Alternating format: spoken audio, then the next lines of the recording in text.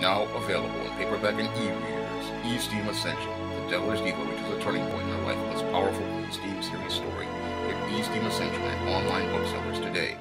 In the frenzy for this Black Panther movie, many of these teachers, school administrators, and school principals are buying up blocks of tickets to the Black Panther movie so that black children can see a black superhero on screen. However, as they go out here to buy all these tickets for the Black Panther movie, what they don't know is that they're teaching children a lesson in white supremacy. Now, all of these teachers, principals, and administrators believe that they're doing a noble thing by going out here to buy all these tickets to the Black Panther movie so that kids can see a black superhero on screen. However, what they're doing by doing this is teaching a lesson behind the scenes. And that lesson is that in order for a black superhero to have value, they have to come from a white institution like the Disney Corporation. Now, there have always been black superheroes and black fantasy characters created by black publishers like myself. And those books are readily available on Amazon.com, BarnesandNoble.com, Smashwords, or any sort of platform for people to purchase on a regular basis. So, getting African American fantasy, science fiction, or comic books created by black creators is not a real challenge. What the real challenge is that most people aren't aware of it, and most people are thinking that, oh, just this going to this Black Panther movie is the only way to teach children about black heroes, when black heroes are readily available everywhere. Now, the big problem with this is we have all these teachers sending a message to these children, and that message, again, is that in order for a black hero to have value, that black hero has to be validated by a white corporation. And the lesson that children are learning at an early age is that the white man's ice is always colder. Because as they go into this Black Panther movie,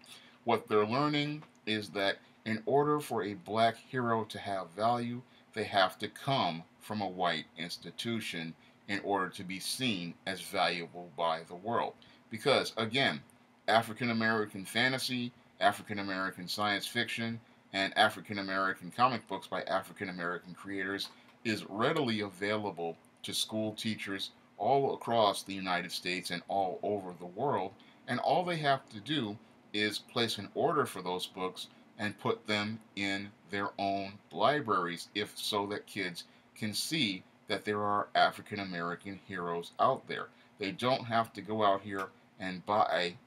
Black Panther movie tickets to see a black hero. Black heroes have always been here, and there are always opportunities for kids to get access to black heroes, just that people don't want to talk about that because it does not fit the narrative of most of these liberals or most of the people who work at corporations like Disney, who have decided they're going to rewrite everything and act like films like Blade were never made, because they're sitting there acting like the Black Panther is the first black superhero movie when Blade was made back in 1998, and even back in the 1970s we had a black superhero called Abar the Black Superman. So there have always been black heroes, but most teachers don't want to teach about them. Most black people don't want to educate their kids about them, and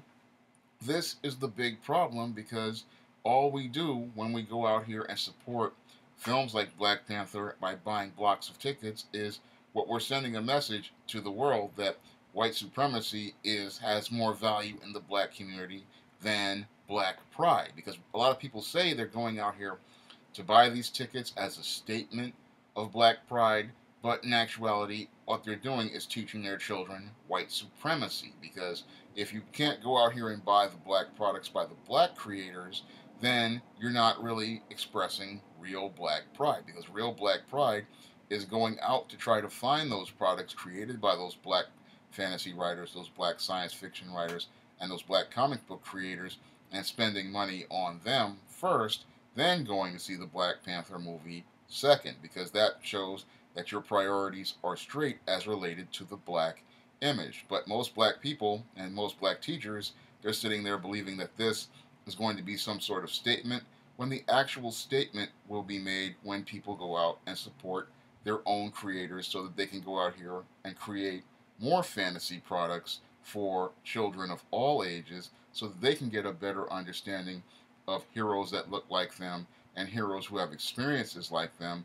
and are telling stories about the black experience so that they can get the greatest understanding of the black community and what it means to be a hero from an African American perspective. A lot of people aren't thinking about the lessons that they're teaching their children in this frenzy. All they're thinking is they're going to go see a black superhero on screen, when in actuality, they could be a greater hero to their children by going out here and looking for all the great black fantasy, science fiction, and black comic books by black comic creators that's published every year by publishers and writers like myself. If you'd like to see me make more videos like this, you can donate to my Patreon by clicking the link in the description box. And if you want to try some of my SJS Direct fantasy titles like the ISIS series, the E-Steam series, The Temptation of John Haynes, and the Spinsterella trilogy, you may do so by clicking the link to Amazon.com. That's all I have to say for this video. You can comment, rate, and subscribe.